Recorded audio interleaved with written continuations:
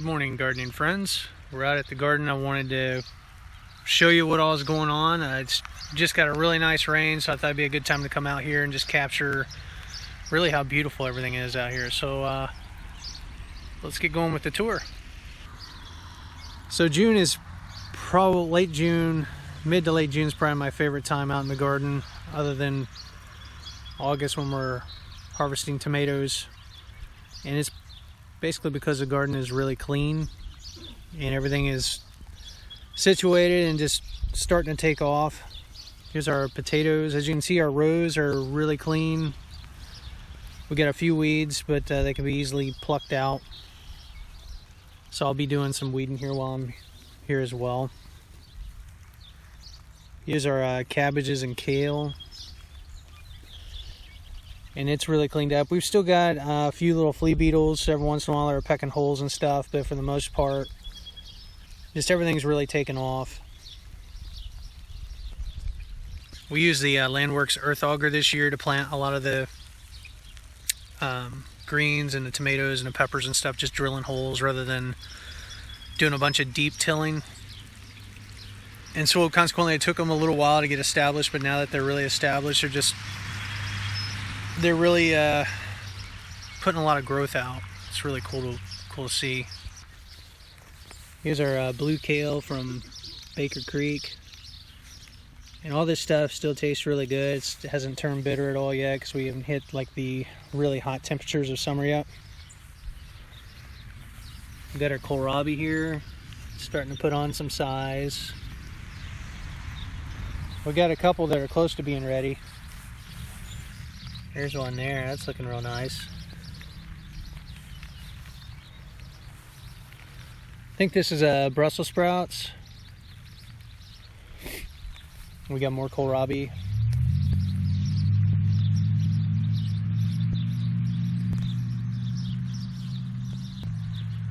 One thing I'm trying to do with the greens, especially, is we're picking a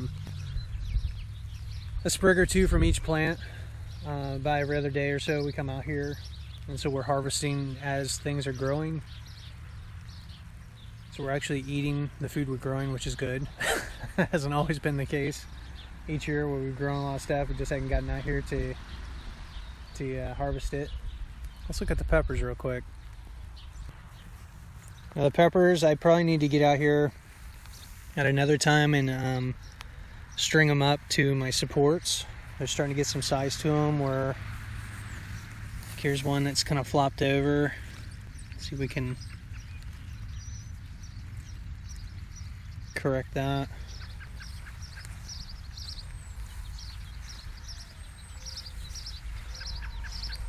Here's our eggplant. It's looking a little rough. It's been a challenge this year with the flea beetles. They really, and they do this every year, but just attack the plant, and will literally eat those leaves down to nothing. You can kind of see all the holes that they've pecked in them. And I've treated this a couple times with the diatomaceous earth, and it's helped. But it's still been a little rough. Like here's a bunch of flea beetles right there. Let's crush them.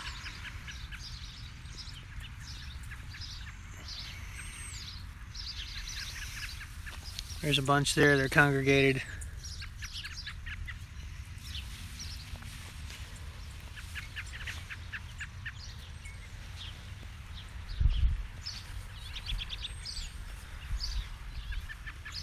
Our peas are finally taking off. I think these are the magnolia ones. They're the ones that are like the purple pod peas. And then I've got some Lincoln peas down there. We've got our butter crunch lettuce starting to take off.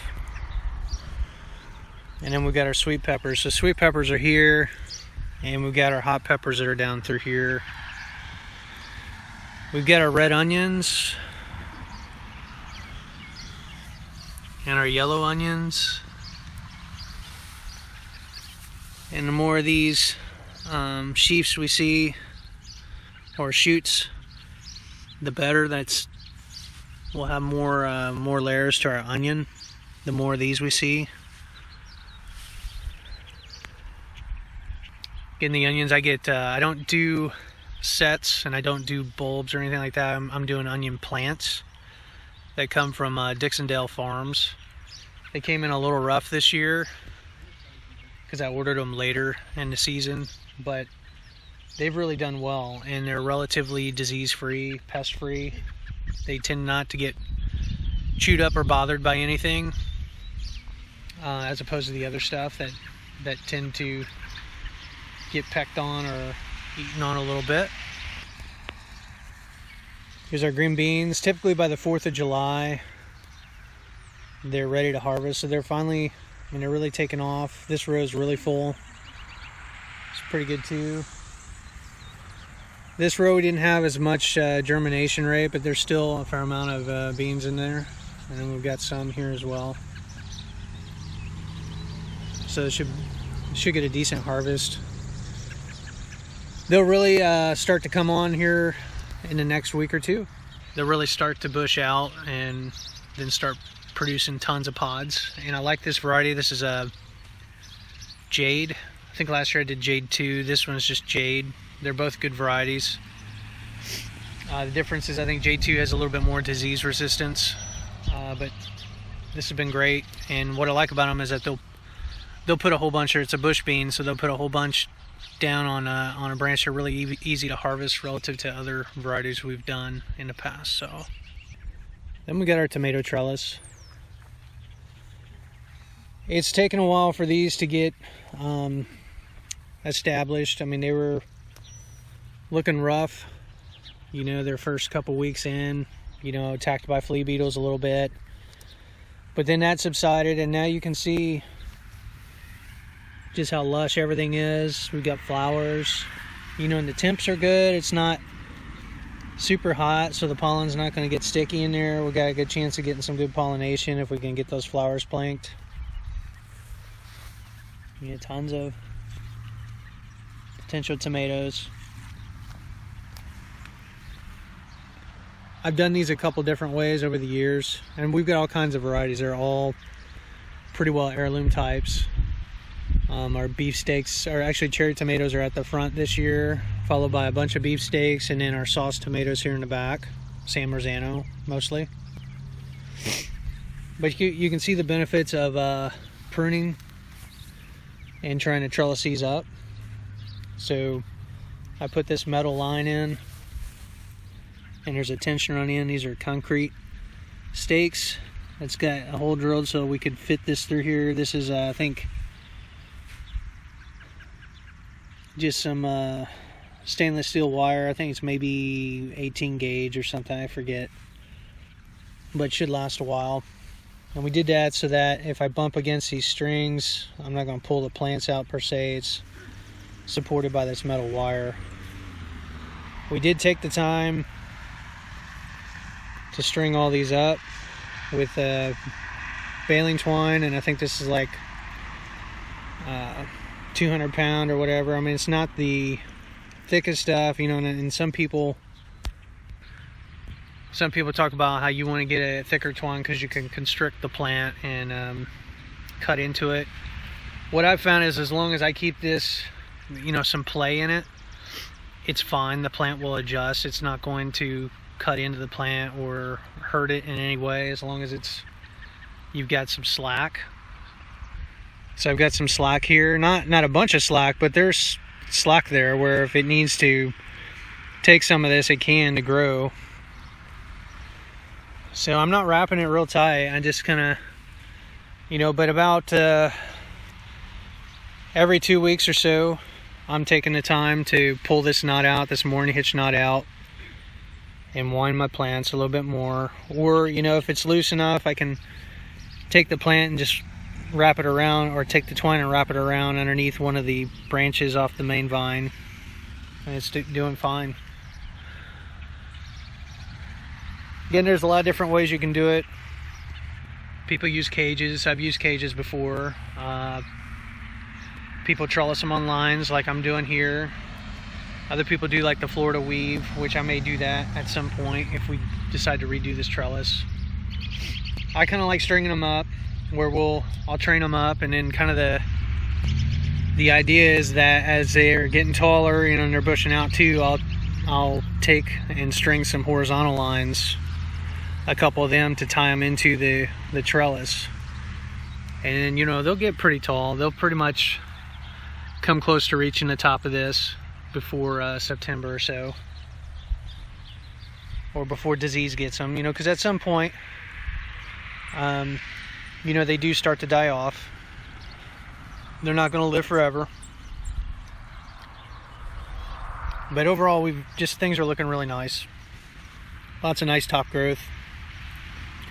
I'll go through too, and I've got other videos on this where I'll, you know, pull out. Oh, look at that. That's cool. I'll pull out the suckers. But I kind of do that selectively. I mean, being, again, in the outdoor setting like this, they need some protection. The fruit, you know, the foliage serves a purpose. So I'm not cutting all of it out. I'm not pruning it, everything really tight, because I want to protect the fruits from sun scald and stuff like that. I mean, the tomatoes are made to take a lot of sun, but if direct sun on the fruit, like all day long, it will damage it. So it's good for them to have some protection. So we got close to 60 plants, so there'd be more than enough tomatoes. It's really looking forward to the season, but I do have, again, a little bit of weeding to do. You know, some of these, they pluck right out. I can reach down, pulls right out. This is actually a really good time to weed the beds, because it's just, stuff comes out very easily, you know, roots and all. I mean, look at that. So I'm going to take some time and walk down through my paths here, clean things up a little bit. Some of the stuff where there's a lot of stuff going on, I'll probably wait till it's drier and then take a scuff hoe and just scuff that out. Steer hoe, whatever. Now this is the unfenced area of the garden. This is where we have all of our squash and cucumbers and watermelon and stuff planted out. And we got a space saved for pumpkins that we'll be doing at some point. Now's a good time to get in and try to pull some of this Canadian thistle out, which has been bad. We've been, you know, I've been chopping at it, I've been battling it, but it's just hard to get all the little pieces out, because any little piece of that plant could root down and become a new Canadian thistle, basically. So we're never going to be able to eradicate that completely, I don't think, but it's just going to be managing it and pulling it out and controlling it, really, so it doesn't overtake the garden.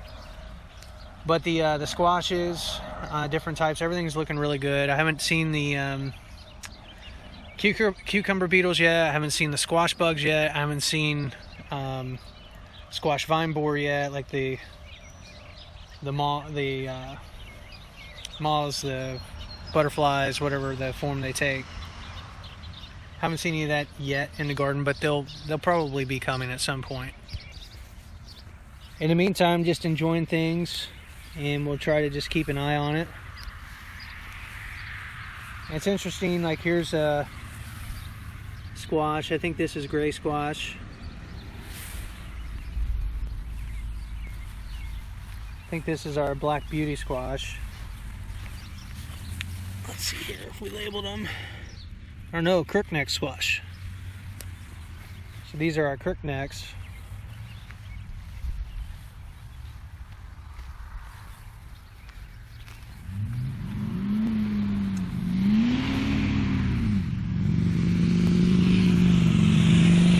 And we got some blue Hubbard squash here. Here's black beauty. But a couple blue Hubbards on the end. This one looks like it needs maybe a little bit of nitrogen.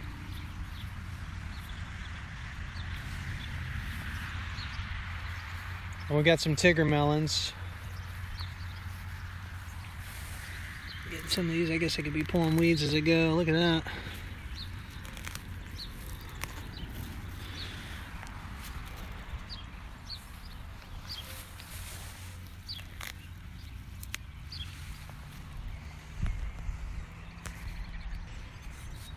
Over here is our ancient watermelons, which I'm real excited about.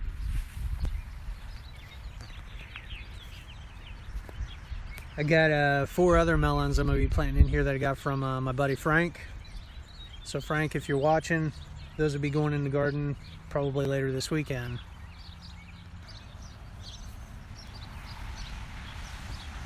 So anyway, that's the extent of it.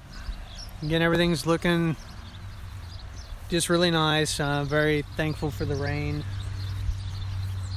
You know, you can water stuff, drip irrigation, stuff like that, which at some point I would like to get some stuff like that rigged up.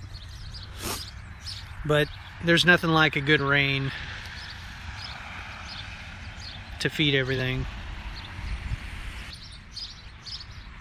So if you guys enjoyed the tour, I guess that's it for now. Until next time, happy gardening. Bye.